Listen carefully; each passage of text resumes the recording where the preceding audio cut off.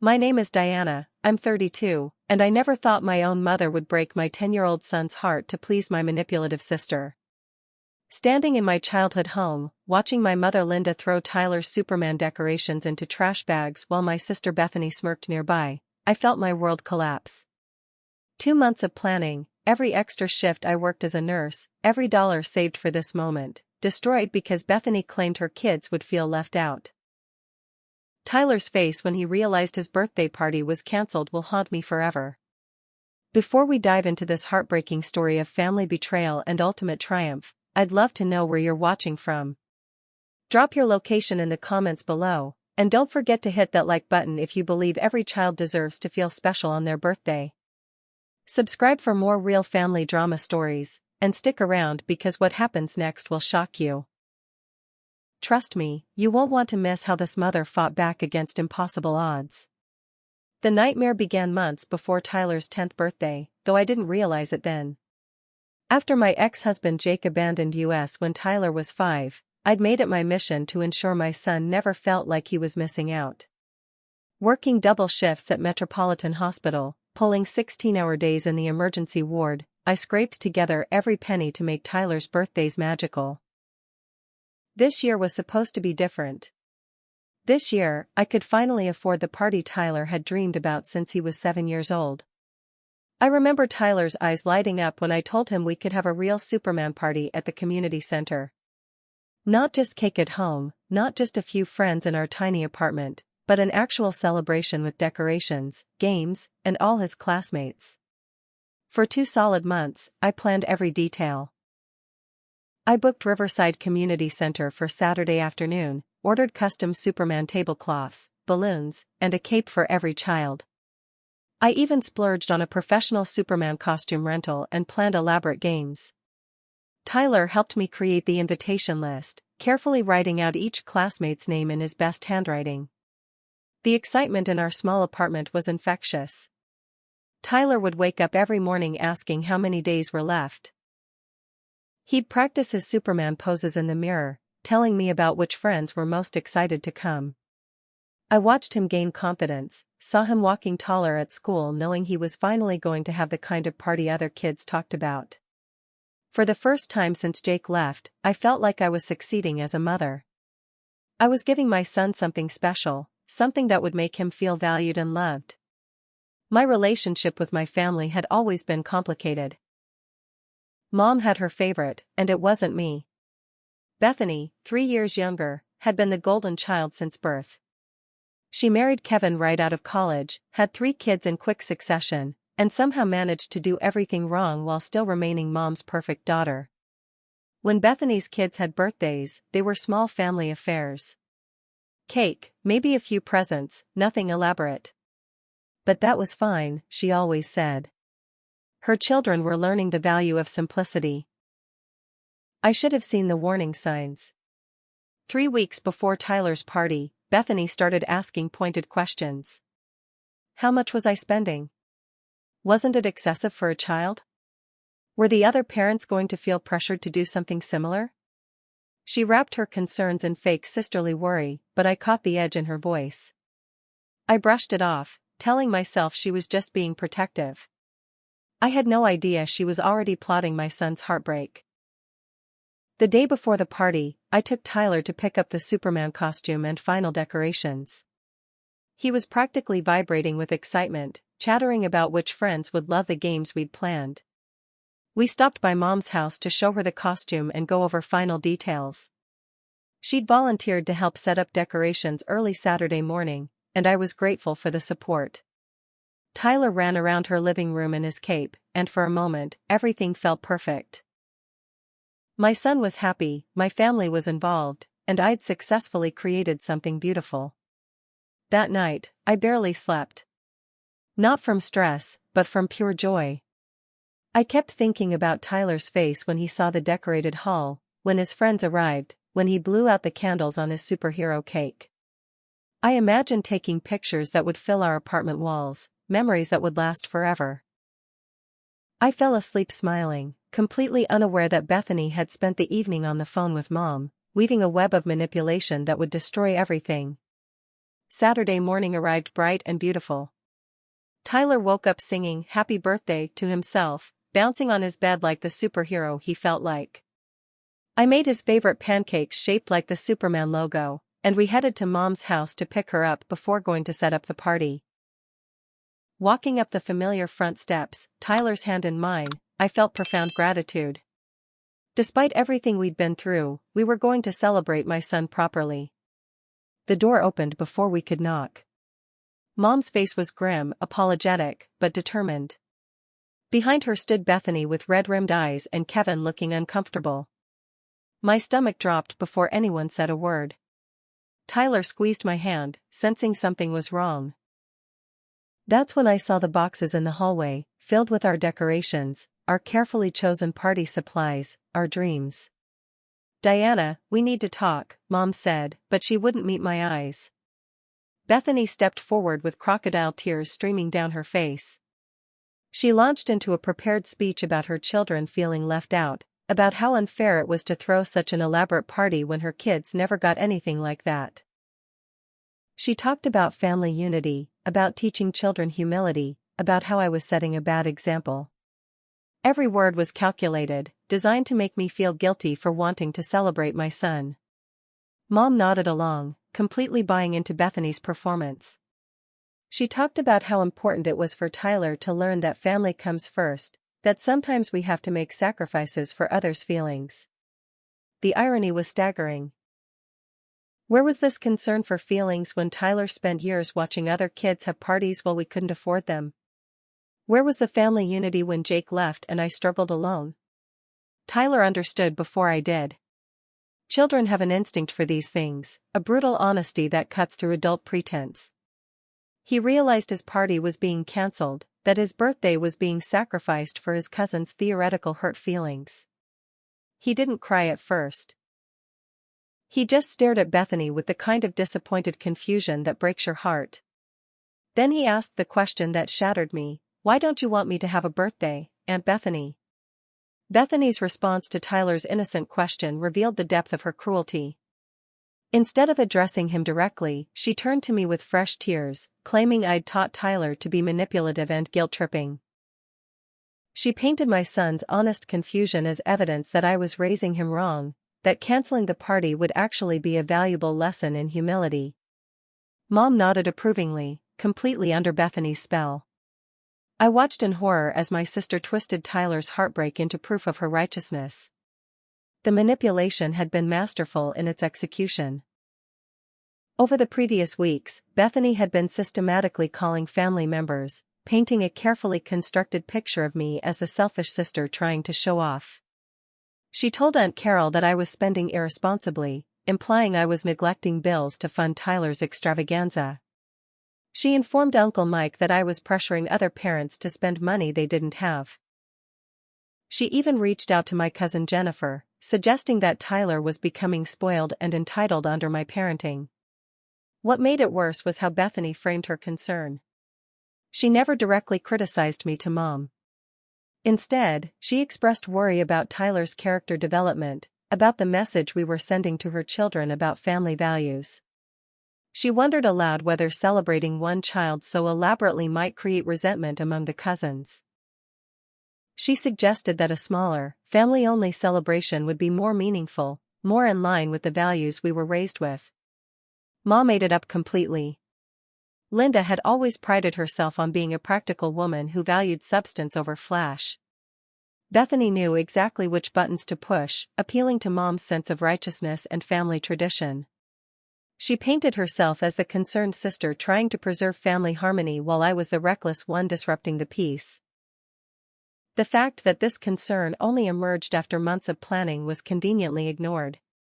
Standing in Mom's living room, holding Tyler's hand while his dreams crumbled, I tried to fight back. I explained how hard I'd worked, how much this meant to Tyler, how we'd already committed to expenses we couldn't recover. But every argument I made was twisted against me. My hard work became evidence that I had my priorities wrong. Tyler's excitement became proof that he was becoming materialistic. The non-refundable deposits became a lesson about the consequences of poor decision-making. Bethany escalated her emotional manipulation, bringing her 3 children into the living room to demonstrate their supposed hurt feelings. 8-year-old Chloe, 6-year-old Austin, and 4-year-old Lily stood there looking confused while their mother explained how sad they were that Tyler got a big party when they never did. The children weren't naturally upset, they were coached into this reaction. But Mom saw their bewildered faces and immediately assumed they were suffering from the inequality of Tyler's celebration. The guilt campaign reached its peak when Bethany suggested that perhaps Tyler didn't really need such an elaborate celebration. After all, she said, birthdays should be about family love, not expensive parties. She proposed that we have a simple cake at Mom's house instead, just family, the way birthdays should be. The hypocrisy was breathtaking. Bethany had never suggested limiting her own children's celebrations, modest though they were. She had never volunteered to host Tyler's previous birthdays when money was even tighter. Mom began lecturing me about family priorities, about teaching children that love doesn't come from expensive parties. She talked about how I needed to consider the impact of my choices on the extended family. Every word felt like a knife, especially knowing that I'd worked myself to exhaustion to afford this one special day for my son. The woman who had raised me was essentially calling me a bad mother for wanting to celebrate my child. Tyler stood silently through this entire ordeal, his small hand gripping mine tighter with each passing minute. I could feel him retreating inward, that heartbreaking way children protect themselves when adults fail them. He wasn't crying anymore. He'd moved past tears into that numb acceptance that breaks a parent's soul. My little boy was learning that his happiness was negotiable, that his special day could be sacrificed for others' comfort. The financial blow was devastating in ways beyond the emotional damage. The community center required payment in full 2 weeks prior, with no refunds for cancellations less than 48 hours before the event. The cake was custom-made and already completed. The Superman costume rental had been paid for, the decorations purchased, the party favors assembled. I was looking at losing over $400, money I'd scraped together through overtime shifts and careful budgeting. Money that represented months of sacrifice. But Bethany wasn't finished. As I stood there calculating the financial devastation, she made the suggestion that completed her victory. Since I'd already spent the money unwisely, she reasoned, perhaps I could redirect some of those resources to help her family with their upcoming expenses. After all, family should support family, and her children had been so understanding about Tyler's canceled party. Maybe I could use the cake money to take all the kids somewhere fun together, somewhere that would teach Tyler about sharing. The room fell silent as the full scope of Bethany's manipulation became clear. She hadn't just orchestrated the cancellation of Tyler's party, she was attempting to claim the financial benefit of my sacrifice. Mom actually nodded as if this were a reasonable suggestion, as if my months of saving should now be redirected to reward the children who had supposedly been hurt by Tyler's planned celebration. The audacity was breathtaking, but the family's acceptance of it was soul-crushing. Tyler finally spoke, his voice small and confused. He asked if he'd done something wrong, if that's why his party was being taken away. Bethany immediately pounced on this, explaining to him that sometimes we have to think about others' feelings, that big parties weren't as important as family harmony. She was teaching my son that his happiness was less important than avoiding discomfort for others, that his joy was selfish if it made anyone else feel bad. I realized in that moment that this wasn't really about the party. This was about power, about putting me in my place, about ensuring that Tyler and I remained in our assigned roles within the family hierarchy. Bethany couldn't stand seeing me succeed at giving Tyler something special. She couldn't tolerate the possibility that my son might have a celebration that outshone her children's experiences. The party's cancellation was just the beginning of a larger campaign to keep us down. The true scope of Bethany's manipulation became clear over the following days as family members began calling. Each conversation followed the same script, suggesting they'd all been briefed by Bethany with the same talking points. Aunt Carol called Sunday evening, expressing concern about my priorities and suggesting I needed to think more carefully about family dynamics. Uncle Mike reached out Tuesday, wondering if I was handling things okay as a single mother. Cousin Jennifer sent a long text about the importance of teaching children gratitude and humility. What struck me most was how none of them asked for my side of the story. Each family member had already formed their opinion based on Bethany's carefully crafted narrative. I was the selfish sister who'd gotten carried away, the single mother who'd lost perspective, the woman who needed guidance from the more stable members of the family. The fact that I'd worked myself to exhaustion to afford one special day for my son was irrelevant. The fact that Tyler had never asked for anything extravagant before was ignored. The family group chat that I'd never been added to became impossible to ignore when screenshots started appearing. Bethany had created a narrative where I was struggling with single mother syndrome, making poor financial decisions to compensate for Tyler's father's absence. She suggested that the family needed to stage an intervention before I caused more damage to Tyler's character development. The screenshots revealed discussions about my instability and debates about whether someone should speak to my workplace about their concerns. The workplace attack materialized on Wednesday morning when Dr. Roberts, my supervisor at the hospital, called me into his office. Someone had contacted the hospital's human resources department expressing concern about my mental state. The caller, who refused to give their name, suggested that I was experiencing personal difficulties that might affect my patient care.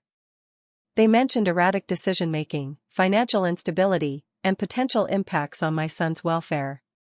Dr. Roberts was professional but concerned as he asked about my home situation. I found myself in the surreal position of defending my sanity because I'd wanted to throw my son a birthday party. I explained the situation carefully, watching his expression shift from concern to confusion as he realized the absurdity of the complaint. He assured me that my work performance was excellent and that he saw no evidence of instability, but the damage was done. My professional reputation was now tainted by family drama. The humiliation extended to Tyler's school when other parents began asking uncomfortable questions. Bethany had somehow spread word through her connections that Tyler's party had been canceled due to family concerns about his behavior. Parents who'd planned to attend started calling to confirm details, creating awkward conversations where I had to explain that the party was off. Tyler faced questions at school about why his celebration was canceled, forcing him to navigate complex adult dynamics that no 10-year-old should have to understand. The isolation was systematic and complete. Every social circle I moved in had been contaminated by Bethany's version of events. At the grocery store, I encountered Mrs. Patterson from Tyler's class, who offered unsolicited advice about keeping children's expectations reasonable. At the pharmacy, the clerk who'd helped me order Tyler's cake asked if everything was okay at home with obvious concern. Everywhere I went, I faced the judgment of people who'd heard whispers about my poor parenting choices. Mom's betrayal cut deepest because it revealed feelings I'd never known she harbored. During our confrontation the previous Saturday, she'd remained focused on the immediate situation. But as the week progressed, she began sharing her deeper concerns about my parenting. She worried that I was overcompensating for Jake's absence, that I was teaching Tyler to expect too much from life. She questioned whether I was setting him up for disappointment by creating unrealistic expectations. The revelation that Mom had been discussing these doubts with neighbors was devastating. Mrs. Chen next door mentioned that Linda had expressed concern about my financial management, wondering if I was making responsible choices. The mail carrier, who'd known our family for years, asked if I was doing all right with obvious worry in his voice. Mom had been undermining my reputation in the community, sharing private family business under the guise of seeking advice. Bethany's masterstroke came Thursday evening when she called to offer her support during this difficult time. She suggested that perhaps I needed help managing Tyler's expectations, that maybe she could provide guidance on effective parenting strategies. She offered to take Tyler for weekend visits so I could get my head straight and focus on making better decisions. The condescension was breathtaking, but she delivered it with such apparent concern that anyone overhearing would think she was being generous. The systematic destruction of my support network was nearly complete. Friends from work had heard whispers about my situation and began treating me with careful sympathy. Parents from Tyler's school avoided making plans, uncertain about my stability. Family members who'd once been neutral were now aligned against me, convinced that I needed intervention rather than support. Bethany had successfully isolated me from every potential source of strength. Friday brought the most devastating blow when Child Protective Services knocked on our door. Someone had filed a report expressing concern about Tyler's welfare, citing unstable parenting decisions and financial irresponsibility affecting child care.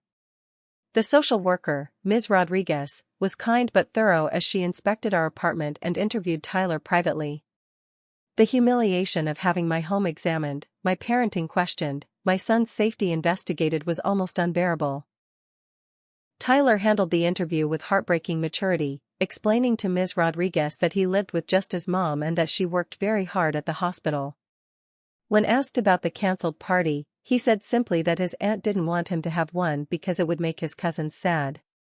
His innocence in describing the situation actually worked in our favor, as Ms. Rodriguez could clearly see that the report was frivolous. But the trauma of the investigation lingered for both of us. The false CPS report represented the absolute low point of Bethany's campaign. She had weaponized the child welfare system to intimidate and humiliate me, using Tyler's well-being as ammunition in her personal war.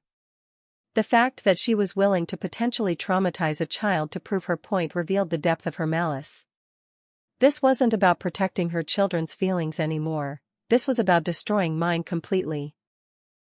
Saturday night, exactly 1 week after Tyler's birthday should have been celebrated, I sat in our dark living room feeling completely defeated. Tyler was asleep, finally, after a week of confusion and disappointment that no child should endure. I'd lost hundreds of dollars, faced professional scrutiny, endured social humiliation, and survived a CPS investigation. My own family had turned against me, my community questioned my judgment, and my son had learned that his happiness could be sacrificed for others' comfort. The temptation to surrender was overwhelming. Bethany's implicit offer echoed in my mind, acknowledge that I'd made mistakes, accept guidance on better parenting choices, and maybe the family would welcome us back. Maybe Tyler could still attend cousin gatherings if I proved I'd learned my lesson. Maybe Mom would speak to me normally again if I admitted that elaborate birthday parties were inappropriate. Maybe I could find peace by accepting my place in the family hierarchy. But as I sat there contemplating surrender, Tyler appeared in the hallway in his Superman pajamas. Unable to sleep, he climbed onto the couch beside me and asked the question that changed everything, "Mom, are we bad people? Is that why nobody likes us anymore?" The innocence in his voice, the confusion about why his world had suddenly turned hostile, sparked something fierce and protective in my chest. My son deserved better than a mother who would sacrifice his happiness to avoid conflict. The week following the CPS visit brought consequences I hadn't anticipated. The stress of constant family attacks, professional scrutiny, and social isolation began manifesting in physical symptoms that I couldn't ignore. Sleep became elusive as anxiety plagued my nights, replaying every humiliation, every moment of Tyler's confusion, every instance where I'd failed to protect him from adult cruelty. My hands shook during procedures at work, and Dr. Roberts noticed my distraction during critical moments in the emergency room. Tuesday morning brought my near collapse during a routine patient consultation. The room began spinning as I took vital signs, and I had to grip the examination table to remain standing. My vision tunneled, my breathing became shallow, and for a terrifying moment I thought I might faint in front of my patient. Dr. Roberts immediately pulled me aside, insisting I take a break and consider seeing our staff physician. The irony wasn't lost on me. Bethany's manufactured concerns about my stability were becoming reality under the pressure of her systematic attack. Tyler's behavior at school began reflecting the chaos at home. His teacher, Mrs. Franklin, called Wednesday afternoon to discuss his sudden change in demeanor. My normally cheerful, engaged son had become withdrawn and distracted. He'd stopped participating in class discussions, avoided social interactions during recess, and seemed constantly worried. When asked about his weekend plans, he'd told classmates that his family didn't like him anymore. Mrs. Franklin's gentle concern felt like another indictment of my parenting, another way I was failing my child. The financial pressure intensified beyond the lost party deposits. The stress-related symptoms required medical attention I couldn't afford, adding co-pays and missed work hours to our already strained budget. The professional scrutiny at work meant I couldn't pick up extra shifts for additional income. Bills that were manageable before the crisis began accumulating, creating a cascade of financial anxiety that compounded everything else. Bethany's attack on Tyler's birthday had triggered a complete destabilization of our lives. Bethany chose this moment of maximum vulnerability to escalate her demands. She called Thursday evening with a proposal that revealed the full scope of her intentions. Tyler, she suggested, was clearly struggling with the family tension. Perhaps he would benefit from spending more time with his cousins, learning family values from a more stable household. She offered to take him for extended visits, maybe entire weekends, so I could focus on getting my life together. The audacity of using my son's distress, which she had caused, to justify separating us was breathtaking. Her manipulation reached new heights as she described her generous offer to the family. Bethany presented herself as the caring aunt stepping up to help her troubled sister and confused nephew. She painted elaborate pictures of Tyler bonding with his cousins, learning proper family dynamics, experiencing the stability he supposedly lacked at home. Mom supported this plan enthusiastically, praising Bethany's selflessness and suggesting it might be exactly what Tyler needed. The threat became explicit when Bethany mentioned her conversations with other family members about Tyler's welfare. She'd documented instances of my poor judgment, my emotional instability, and my inability to prioritize properly. If I continued to resist family guidance, she implied, perhaps more formal intervention would be necessary. The CPS report had been just a warning shot. She was prepared to escalate if I didn't comply with her demands for control. Friday night brought the neighborhood rumor campaign to my attention when Mrs. Patterson approached me at the mailbox with barely concealed concern. She'd heard from multiple sources that I was going through a difficult time and wondered if there was anything the neighborhood could do to help.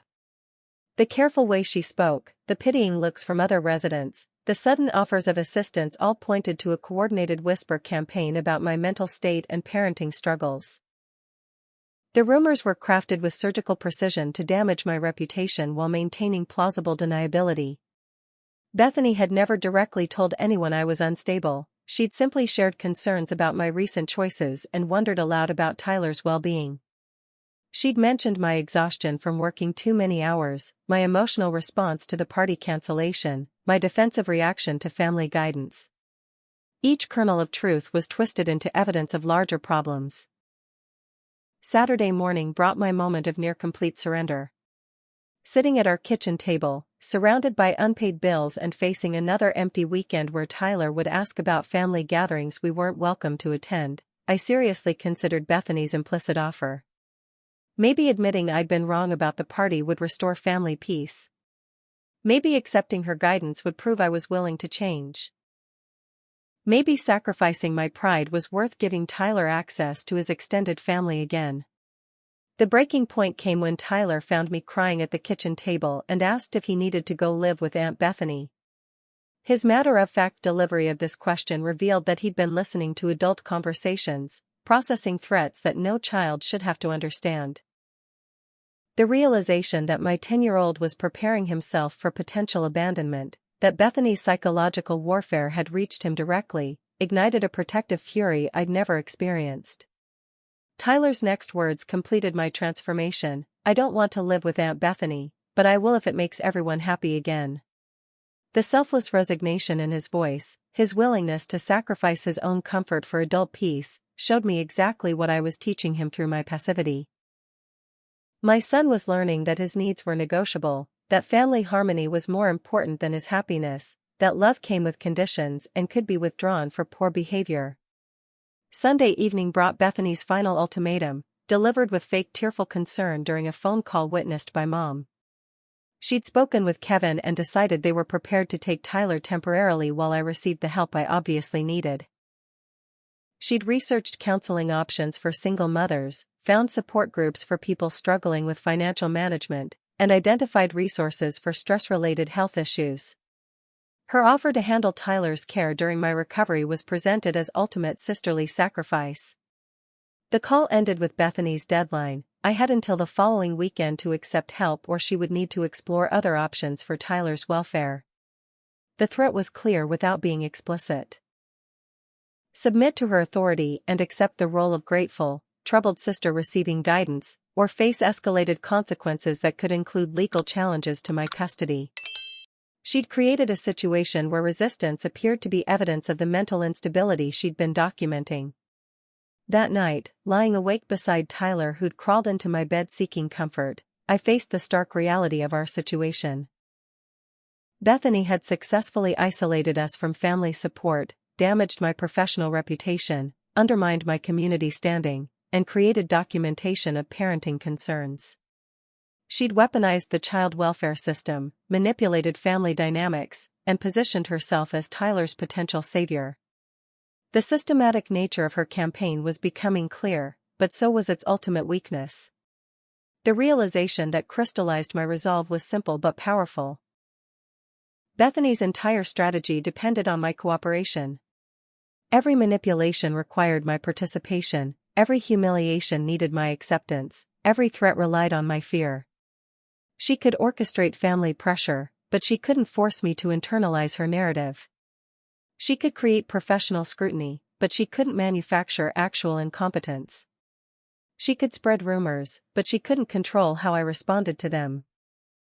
Monday morning, I woke with a clarity that had been absent for weeks. Tyler needed to see his mother fight for him, not surrender to preserve false peace. He needed to learn that some battles were worth fighting, that standing up for yourself and those you love was more important than avoiding conflict. Most importantly, he needed to understand that his happiness mattered, that his mother would protect his right to joy even when others tried to steal it. The decision to fight back wasn't dramatic or emotional, it was practical and determined. Bethany had overplayed her hand by targeting Tyler directly, by threatening our relationship, by using his well-being as leverage in her power game. She'd revealed the true scope of her malice, but she'd also shown me exactly what I was fighting for: my son's right to feel loved, valued, and protected by his mother. Emma Hartwell had been our next-door neighbor for 3 years, a 72-year-old retired librarian who maintained her small garden with military precision and observed neighborhood dynamics with the sharp intelligence that comes from decades of managing people. I'd always appreciated her quiet presence, the way she'd wave from her porch when Tyler and I came home from school and work. But I had no idea she'd been paying close attention to our family situation until she knocked on our door Monday evening with a plate of homemade cookies and a request to talk. Tyler was doing homework at our kitchen table when Emma arrived, and she greeted him warmly before asking if she could speak with me privately on the front steps. Something in her manner suggested this wasn't a casual neighborly visit, and I followed her outside with growing curiosity. Emma settled herself on our porch swing and patted the space beside her, her expression serious but kind. What she told me over the next hour changed everything I thought I knew about the previous weeks. Emma had witnessed Bethany's visit the previous Saturday, though I hadn't realized anyone was watching. She'd been tending her roses when Bethany arrived, and something about my sister's demeanor had caught her attention. During their conversation in Mom's driveway, Emma had heard Bethany's voice carry across the yard as she spoke on her phone, apparently updating someone about the successful cancellation of Tyler's party. The tone had been triumphant, gleeful even, nothing like the tearful concern Bethany had displayed inside the house. More shocking was Emma's revelation that Bethany had returned to Mom's house later that evening, long after Tyler and I had left. Emma had been reading on her porch when she observed Bethany and Mom having an animated discussion in the front yard. Even from a distance, it was clear that Bethany was directing the conversation, gesturing emphatically while Mom nodded along. The body language suggested coaching rather than comfort, strategic planning rather than family concern. Emma's most devastating revelation concerned the phone calls Bethany had made from Mom's front porch during subsequent visits. Without intending to eavesdrop, Emma had overheard fragments of conversations that painted a disturbing picture of calculated manipulation. Bethany had spoken about teaching Diana her place, about making sure Tyler learns proper family respect, and most chillingly, about showing everyone who really makes decisions in this family. The phone calls revealed a level of premeditation that turned my sister's actions from cruel impulse into deliberate psychological warfare. The elderly woman had also noticed details that I'd been too overwhelmed to process. She'd seen unfamiliar cars parked outside our apartment building, people who seemed to be watching our comings and goings. She'd observed family members driving past our home slowly, as if monitoring our activities. Most unsettling, she'd witnessed someone taking pictures of our apartment building from a car parked across the street. The surveillance suggested a level of organization that went far beyond simple family drama. Emma's decision to intervene had crystallized when she witnessed Tyler's interaction with the CPS worker. She'd seen him standing at our window afterward, his small face pressed against the glass as he watched the social worker's car disappear down the street. The image of my son's confusion and fear had prompted her to begin her own investigation into what was really happening to our family. What she'd discovered had convinced her to break her usual policy of non-interference in neighbors' affairs. Her revelation about the text messages changed everything.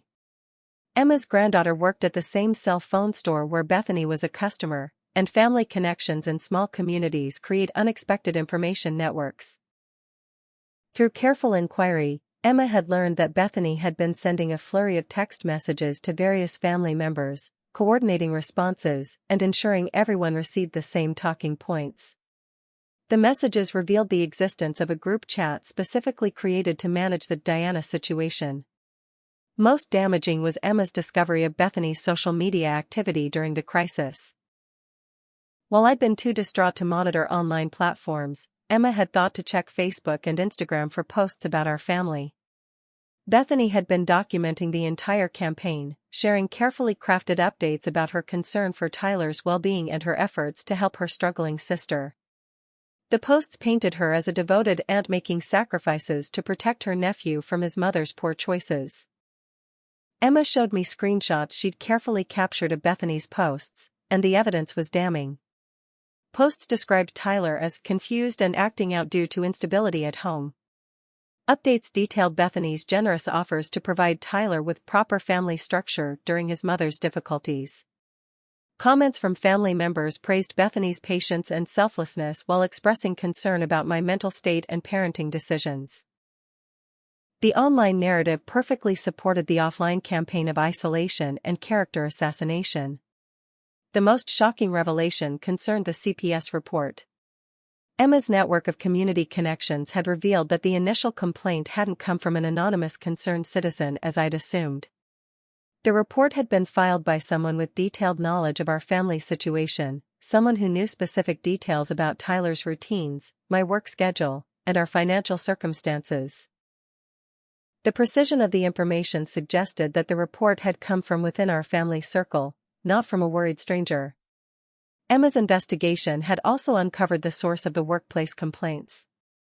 Her friend Margaret worked in the hospital's administrative office, and careful inquiry had revealed that the anonymous caller expressing concern about my mental state had possessed inside information about my employment history and patient care responsibilities.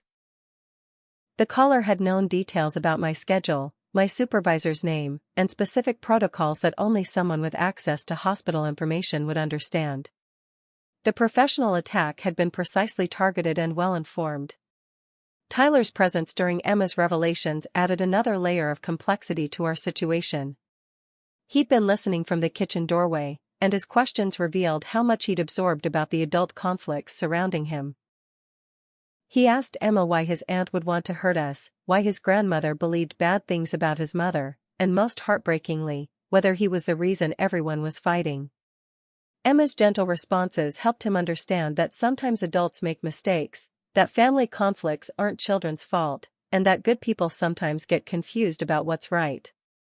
The conversation with Emma marked the first time in weeks that I felt like someone truly understood our situation. She didn't question my parenting choices, didn't suggest that I'd brought the trouble on myself, didn't imply that Tyler and I needed to change our behavior to restore family harmony. Instead, she offered practical support and strategic thinking about how to address the systematic campaign against us. Her perspective as an outsider helped me see patterns I'd been too close to recognize. Emma's offer to help wasn't just emotional support. It was concrete assistance with documentation and evidence gathering. She'd already begun keeping detailed notes about family visits, unusual activities around our building, and conversations she'd observed. Her librarian's instincts for organization and research were proving invaluable in understanding the scope of Bethany's manipulation. More importantly, she was the first person to suggest that documenting the campaign might be necessary for protecting Tyler and me from escalating attacks. The conversation ended with Emma's most important revelation: Tyler and I weren't alone in this fight. She'd spoken carefully with other neighbors and community members, and many people had noticed that something was amiss with the family dynamics. While they hadn't understood the full situation, several people had expressed concern about the sudden isolation Tyler and I were experiencing. Emma believed that once people understood what was really happening, we'd find more support than Bethany had calculated. Walking back into our apartment that evening, I felt the first stirrings of hope I'd experienced in weeks. Tyler seemed lighter too, as if Emma's validation of our experience had lifted some of the burden he'd been carrying. For the first time since the party cancellation, we weren't facing this crisis alone. We had an ally, someone with the wisdom and determination to help us fight back against the forces trying to tear our family apart. Tuesday brought our second ally in the most unexpected way. Grace Morrison had been Mom's best friend for over 20 years, serving as matron of honor at her wedding and godmother to both Bethany and me. I hadn't heard from Grace since the birthday party crisis began, and when she called asking to meet for coffee, I assumed she'd been recruited into Bethany's campaign like everyone else. Instead, Grace revealed that she'd been conducting her own quiet investigation after noticing disturbing changes in Mom's behavior and attitudes. Grace had grown concerned during recent conversations with Mom, noting an unusual bitterness in her comments about me and an uncharacteristic willingness to share private family business with relative strangers. The Linda that Grace had known for decades was protective of her daughter's privacy and quick to defend both of us against outside criticism. The woman who'd been calling Grace lately seemed almost eager to discuss my failures as a mother and my poor decision-making as a single woman. What had prompted Grace's deeper investigation was a conversation where Mom had expressed doubt about whether I was capable of raising Tyler properly without more family guidance. Linda had wondered aloud whether Tyler might benefit from spending extended time with Bethany's family, where he could learn proper values and experience stable family dynamics. Grace had been shocked by these comments, knowing how fiercely Mom had always protected Tyler and how proud she'd been of my resilience after Jake left. Grace's revelation about Bethany's psychological manipulation of Mom was eye-opening. She'd observed their interactions during family gatherings and noticed how Bethany had gradually positioned herself as Mom's primary confidant and advisor. Conversations that had once included balanced discussion of family matters had become sessions where Bethany guided Mom toward predetermined conclusions about various family members' behavior and choices.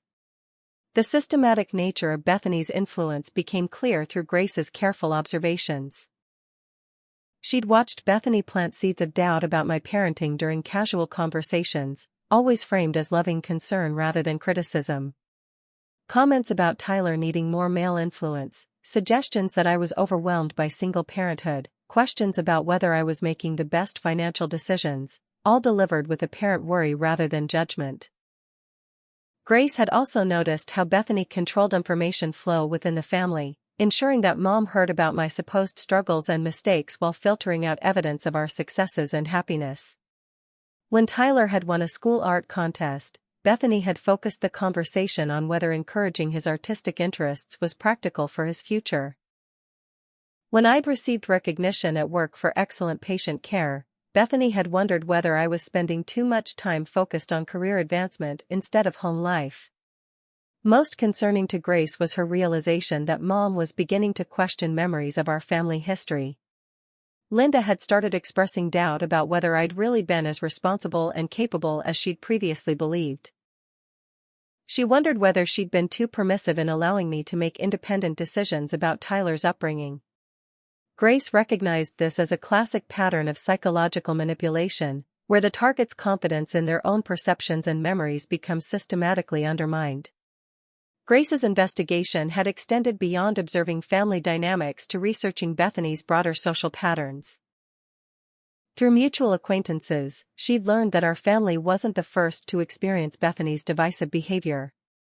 3 years earlier, Bethany had orchestrated a similar campaign against Kevin's sister during a holiday planning dispute.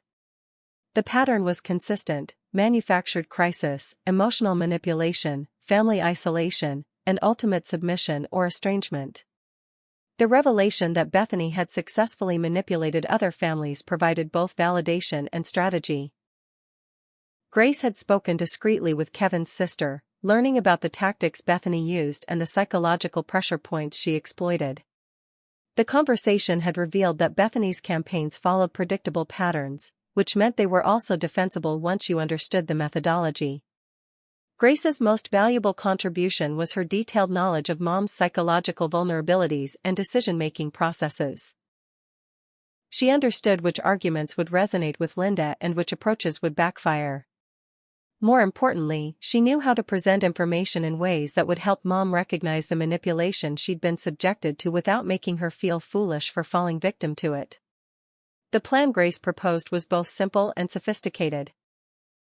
Document everything, gather allies, and present a coordinated response that exposed Bethany's manipulation while offering Mom a face-saving way to reverse her support for Bethany's campaign. Instead of attacking Bethany directly, we would focus on protecting Tyler and restoring family relationships through truth-telling rather than counter-manipulation. Grace volunteered to serve as an intermediary with Mom, presenting evidence gradually and allowing Linda time to process the reality of Bethany's behavior without feeling pressured to make immediate decisions. She also offered to reach out to other family members who'd been drawn into the conflict, providing them with alternative perspectives and encouraging them to question the narrative they'd been fed. Emma's and Grace's collaboration created an unprecedented alliance of women who understood both family dynamics and strategic thinking. Emma's observational skills combined with Grace's intimate knowledge of our family history provided a comprehensive understanding of how Bethany had orchestrated her campaign and how we could effectively counter it. Their partnership gave Tyler and me something we'd lost: hope for restoring family relationships without sacrificing our dignity or autonomy. The most encouraging development was their shared commitment to supporting Tyler throughout the process of fighting back. Both women understood that my son had been traumatized by the adult conflicts surrounding him and needed to see that good people could work together to solve problems. They planned activities to rebuild his confidence while we addressed the family crisis, ensuring that the solution process would be healing rather than further damaging. Wednesday evening brought our first concrete victory when Grace reported her initial conversation with Mom. Linda had been genuinely shocked to learn about Bethany's triumphant phone calls after canceling Tyler's party. The revelation that Bethany had felt victorious rather than conflicted about causing Tyler's disappointment had created the first crack in Mom's conviction about her younger daughter's motivations. Grace had presented the information carefully, focusing on Tyler's well-being rather than criticizing Mom's choices. She'd shared Emma's observations about Tyler's behavior after the CPS visit, particularly his fear that he might have to leave his mother. The image of her grandson preparing himself for potential abandonment had visibly shaken Linda's confidence in the path she'd been supporting. By Thursday, we had our first evidence that the tide was turning. Mom called me directly for the first time since the crisis began, ostensibly to check on Tyler's health but really to gauge whether I was as unstable as Bethany had claimed. The conversation was awkward but genuine, and I could hear her surprise at my clear, rational responses to her questions. The gap between Bethany's portrayal of my mental state and the reality of our conversation was too obvious to ignore. Friday brought the breakthrough we'd been working toward when Grace arranged a private meeting between Mom and me without Bethany's knowledge. The conversation took place in Grace's living room, neutral territory where we could speak honestly without fear of manipulation or eavesdropping. For the first time in weeks, I had the opportunity to present my perspective without Bethany's interpretation or interference. Saturday morning marked the beginning of our coordinated response to Bethany's campaign. Grace had arranged what appeared to be a routine family coffee gathering at her house, ostensibly to discuss upcoming holiday plans. She'd invited Mom, Bethany, and me, along with Aunt Carol and Uncle Mike, presenting it as an opportunity to resolve family tensions before they affected holiday celebrations. Bethany couldn't refuse without appearing uncooperative, but she arrived clearly suspicious of Grace's sudden interest in family mediation. The meeting began with Grace expressing concern about family unity and her desire to understand what had happened with Tyler's birthday party. She asked each person to share their perspective on the situation, starting with Bethany's account of her concerns about the elaborate celebration. As Bethany launched into her prepared speech about protecting her children's feelings and maintaining family values, Grace listened attentively while taking careful notes. When Bethany finished her presentation, Grace asked clarifying questions that revealed inconsistencies in her story. She wondered why Bethany's children had never mentioned feeling left out of celebrations before this incident. She questioned the timing of Bethany's concerns, noting that they'd only emerged after months of party planning were complete. Most effectively, she asked Bethany to explain specific examples of Tyler's supposed behavioral problems that had prompted such drastic family intervention. The first crack in Bethany's composure appeared when Grace asked about her phone conversations following the party cancellation. Emma had provided detailed notes about the triumphant calls Bethany had made, and Grace presented these observations without revealing their source. Bethany's face flushed as she struggled to explain why she'd been celebrating rather than grieving Tyler's disappointment if her motivation had truly been family concern. Grace then presented the evidence we'd gathered systematically, piece by piece, allowing each revelation to sink in before moving to the next. She showed Mom the screenshots of Bethany's social media posts celebrating her successful intervention in my irresponsible parenting. She read excerpts from text messages where Bethany had coordinated family members' responses to ensure consistent pressure on me. Most damaging, she revealed the existence of the group chat created specifically to manage the Diana situation. The room's atmosphere shifted dramatically as the scope of Bethany's manipulation became clear. Mom's face went pale as she realized how thoroughly she'd been used in her younger daughter's campaign against her older daughter. Aunt Carol and Uncle Mike exchanged shocked glances as they recognized their own manipulation, their participation in a coordinated attack they'd believed was spontaneous family concern. Grace's presentation reached its climax when she revealed the source of the CPS report and workplace complaints. Through her network of community connections, she'd traced both anonymous reports back to their origins, uncovering phone records and timing that pointed directly to Bethany's involvement. The revelation that Bethany had weaponized Child Protective Services to intimidate me crossed a line that even her supporters couldn't rationalize. Bethany's response to this evidence was everything we'd hoped for. Instead of showing remorse or attempting reasonable explanation, she became defensive and aggressive, attacking Grace for interfering in family business and accusing me of recruiting outsiders to fight my battles. Her reaction revealed the true nature of her character to family members who'd previously only seen her manipulative facade.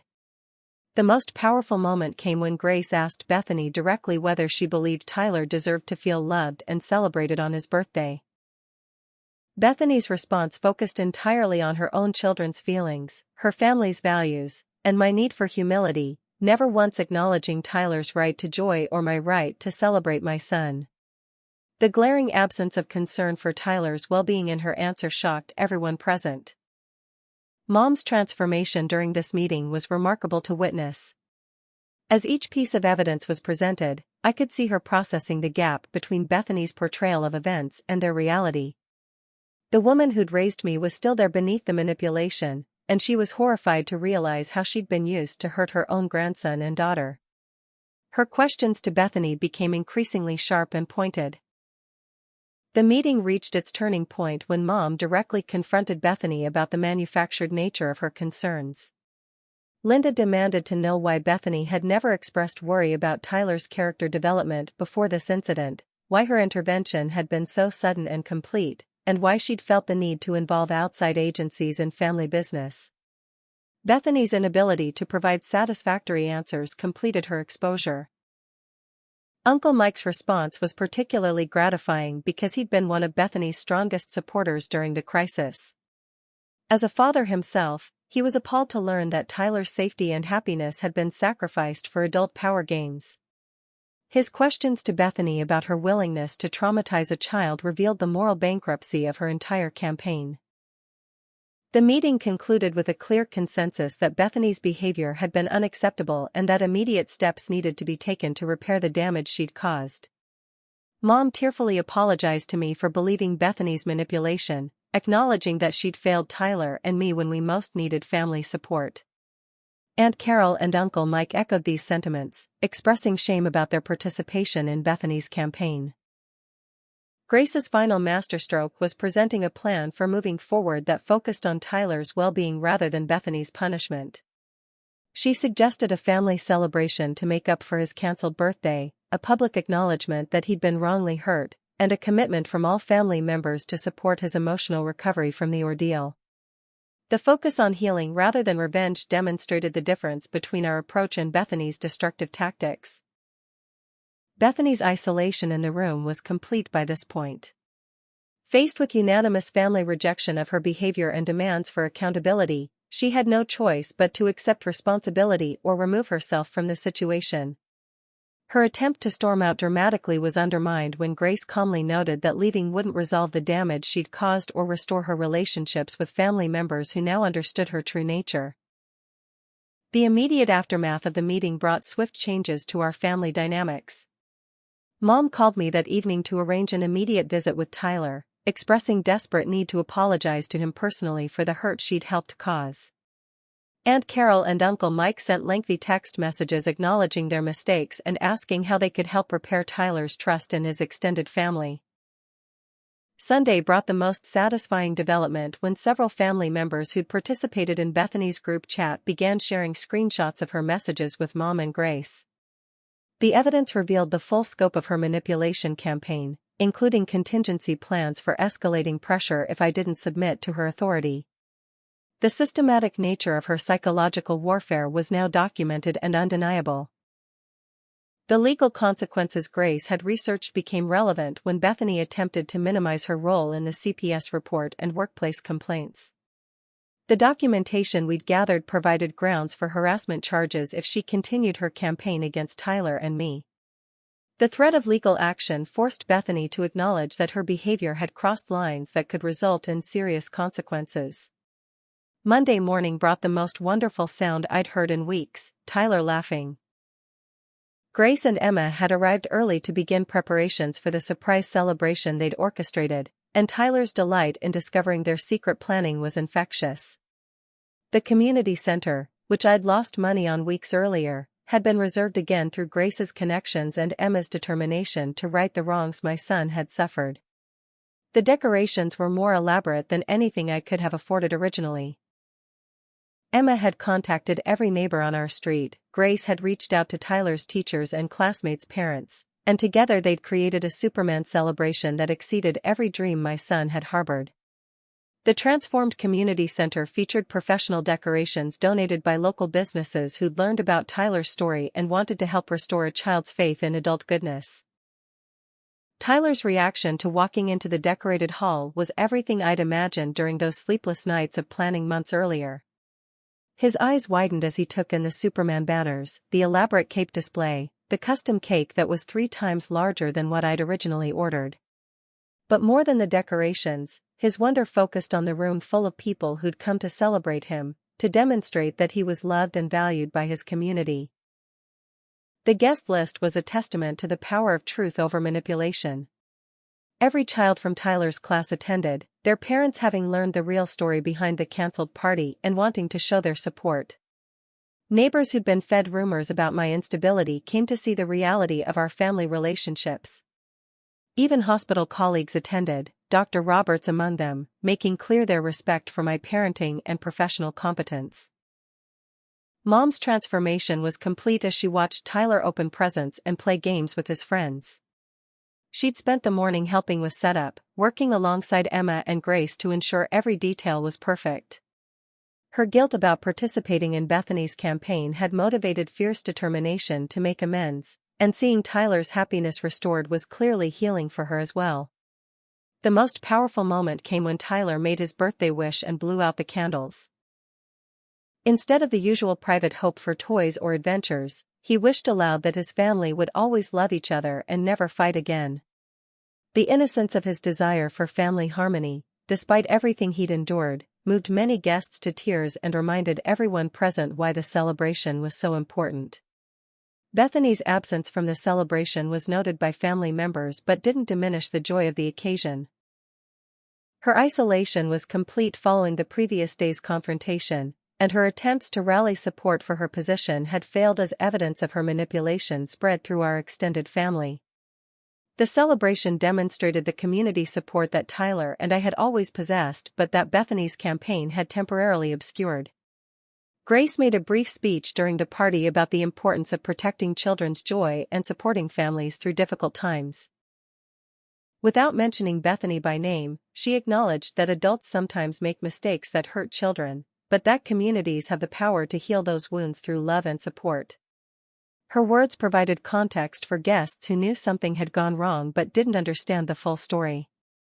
The gifts Tyler received reflected the community's investment in his happiness. Beyond the toys and books, he received handmade cards from neighbors expressing their affection for him, letters from classmates telling him why they valued his friendship, and even a certificate from the hospital staff naming him an honorary superhero helper for being brave during difficult times. Emma's contribution to the celebration was a photo album she'd secretly compiled of Tyler's positive interactions with neighbors and friends over the previous months. The images documented his kindness, his helpfulness, his genuine joy in everyday interactions, creating a visual testimony to his character that directly contradicted Bethany's implications about behavioral problems requiring family intervention.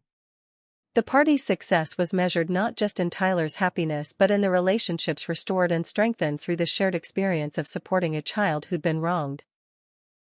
Parents who'd questioned my stability saw the reality of my parenting, neighbors who'd heard rumors observed our actual family dynamics, and extended family members witnessed the community support that Bethany had tried to undermine. Dr. Roberts used the celebration as an opportunity to formally apologize for the workplace scrutiny I'd endured, acknowledging that the anonymous complaints had been investigated and found baseless. His public support helped restore my professional reputation while demonstrating to Tyler that his mother was respected and valued in her career. The celebration continued into the evening as children played games and adults shared stories about their own family challenges and community support. The conversations revealed how many families had experienced similar difficulties with manipulation and division, creating connections that extended beyond Tyler's birthday to broader community relationships. Tuesday brought the consequences for Bethany's behavior as family members who'd supported her campaign began demanding accountability. Kevin, horrified to learn about his wife's systematic cruelty toward a child, insisted that she seek counseling before he'd consider their marriage salvageable. Her own children, learning about their mother's role in hurting their cousin, began questioning other instances of her behavior they'd previously accepted. Mom's reconciliation with Tyler was careful and genuine as she acknowledged her mistakes without making excuses or shifting blame. She explained to him that adults sometimes get confused and make poor choices, but that didn't mean children were responsible for fixing adult problems. Her apology included concrete commitments to supporting our family and ensuring that Tyler never again felt unwelcome at family gatherings. The legal consultation Grace arranged revealed that Bethany's harassment campaign had indeed crossed lines that could result in formal charges. The documented evidence of false reports, workplace interference, and systematic intimidation provided grounds for restraining orders if her behavior continued. The threat of legal consequences, combined with her family's rejection of her tactics, effectively ended her campaign against us. Wednesday brought Tyler's return to his normal confidence and joy as he processed the community support he'd received. His teachers reported immediate improvement in his classroom participation and social interactions. The validation that so many people cared about him had counteracted the message that his happiness was negotiable or that his mother couldn't protect him from adult cruelty. The most satisfying development was watching Bethany face the consequences of her own manipulation tactics. Family members who'd supported her campaign were now questioning every previous incident where she'd created division or conflict. Her credibility was permanently damaged, and her influence within the family was effectively ended. Grace's wisdom in handling the entire situation became clear as relationships healed rather than simply shifting alliances. By focusing on Tyler's well-being and family healing rather than punishment and revenge, she'd created solutions that strengthened rather than divided our family connections. The experience had taught everyone involved valuable lessons about manipulation, family loyalty, and the importance of protecting children from adult conflicts. The weeks following Tyler's triumph celebration brought a profound transformation in our family dynamics and personal relationships that extended far beyond the immediate crisis resolution. Tyler's confidence returned gradually but steadily, like watching a flower bloom after a harsh winter. His laughter became more frequent, his questions about family loyalty diminished, and his trust in my ability to protect him was beautifully restored. The healing process taught us both valuable lessons about resilience, the importance of authentic relationships, and the power of community support during difficult times. Mom's journey toward understanding and making amends was perhaps the most complex aspect of our family's recovery.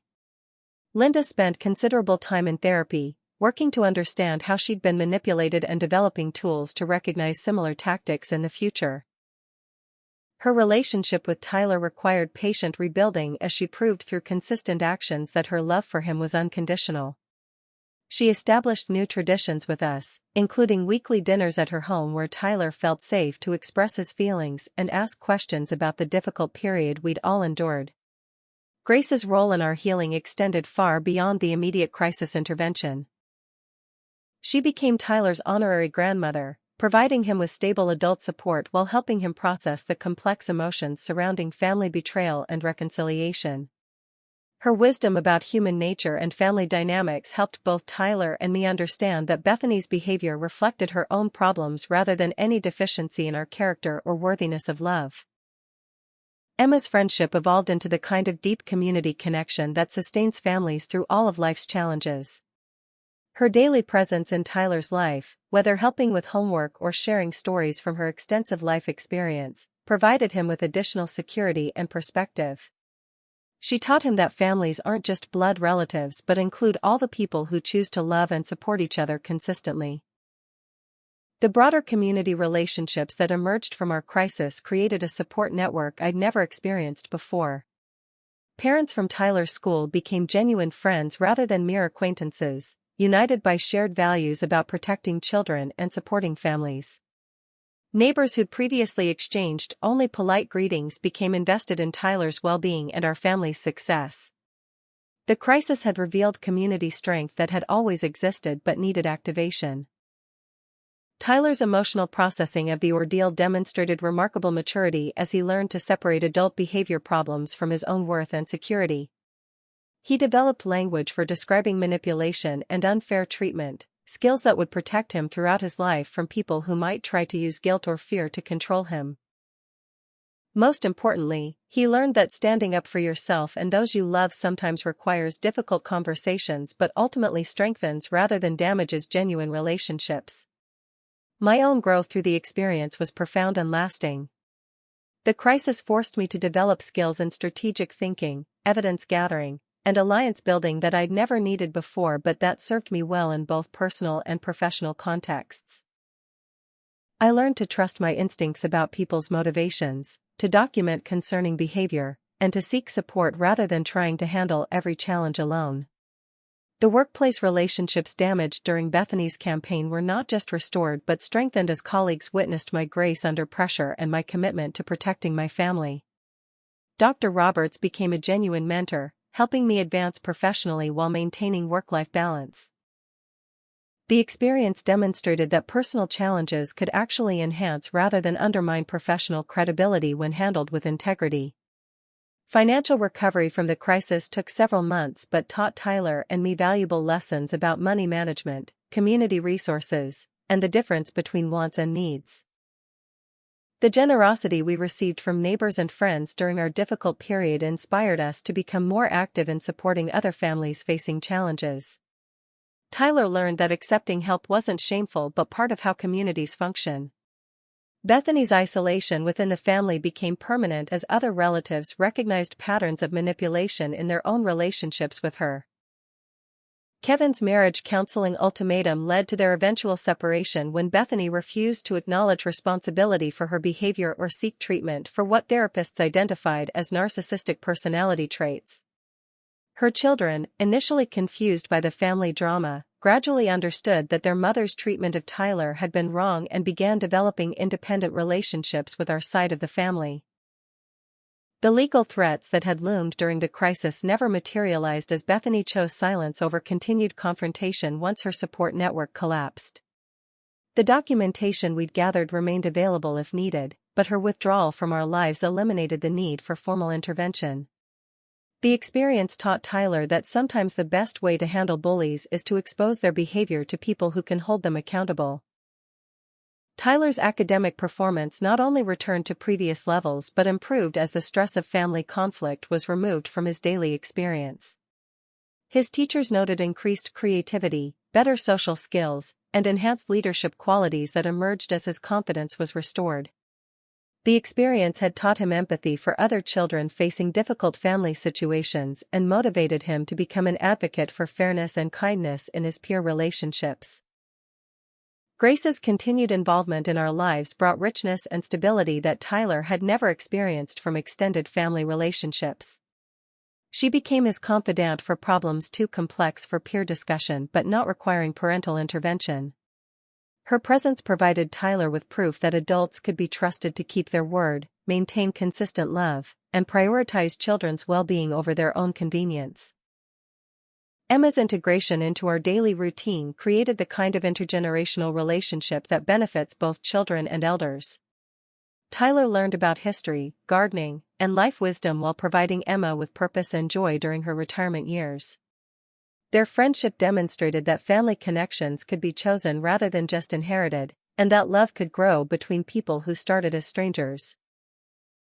The community celebration of Tyler's birthday became an annual tradition that extended to other neighborhood children, creating a network of families committed to ensuring that no child felt forgotten or unvalued during important milestones. The tradition taught Tyler about service to others and demonstrated how positive change could emerge from difficult experiences. My relationship with Mom evolved into something deeper and more honest than it had ever been before. Linda's acknowledgement of her mistakes created space for authentic communication about family patterns, parenting challenges, and the importance of protecting vulnerable family members from manipulation. Our weekly conversations helped Tyler understand that adults could change and grow, that mistakes didn't have to define relationships permanently. The long-term impact on Tyler's character development was profoundly positive as he learned that families could survive crisis and emerge stronger. He developed sophisticated understanding of loyalty, justice, and the difference between peace and justice. Most importantly, he learned that his mother would fight for him when necessary but also that fighting should be a last resort after communication and compromise had been attempted. As Tyler approaches his 11th birthday, our planning discussions reflect the wisdom gained through our crisis experience. He's excited about celebrating but understands that the joy comes from sharing the day with people who genuinely care about him rather than from elaborate decorations or expensive entertainment. The experience taught him that love is demonstrated through consistency and support during difficult times rather than through grand gestures during easy moments. The relationships forged during our crisis continue to enrich our lives in countless ways. Tyler has honorary aunts and uncles who provide guidance and support. I have friends who understand the challenges of single parenting, and our family has roots in a community that values authenticity over appearance. The experience taught us that sometimes life's worst experiences lead to its greatest blessings. Looking back on that devastating Saturday morning when I found Tyler's decorations being thrown away, I'm amazed at how completely our circumstances had changed. What seemed like the destruction of everything I'd worked for became the foundation for relationships and personal growth that exceeded anything I could have planned. Tyler learned that his mother would protect him, that communities could support families in crisis, and that truth ultimately prevails over manipulation. The story of Tyler's 10th birthday became a testament to the power of standing up for what's right, seeking help when needed, and trusting that goodness exists in people even when it's temporarily hidden. Our experience proved that families can heal from betrayal, that children can recover from adult failures, and that communities will rally around values of fairness and protection for those who cannot protect themselves. As I watched Tyler play in our backyard with friends who were there during our crisis and stuck with us through healing, I'm filled with gratitude for the journey we've traveled together. The boy who once asked if we were bad people because no one liked us now knows with certainty that he is deeply loved and valued by many people. He learned that his happiness matters, that his mother will fight for him, and that good people will always support families committed to love and integrity. Tyler's story teaches us that sometimes the greatest gifts come wrapped in the most difficult experiences, that crisis can reveal character in ways that comfort never could, and that the love between a mother and child can survive any challenge when supported by community wisdom and authentic relationships. Our family emerged stronger, wiser, and more connected to our values and our community than ever before. What lessons have you learned from family conflicts that seemed impossible at the time but led to positive growth? Have you experienced the power of community support during your darkest moments? Share your stories in the comments below, because every family faces challenges, and we all benefit from hearing how others found strength and healing. Don't forget to like this video if Tyler's story resonated with your own experiences, subscribe for more real stories about family resilience and community support, and share this with anyone who might need to hear that fighting for what's right is always worth the effort. Thank you for joining us on this journey from heartbreak to healing, and remember that every child deserves to feel celebrated, protected, and unconditionally loved. Until next time, keep fighting for the people you love most.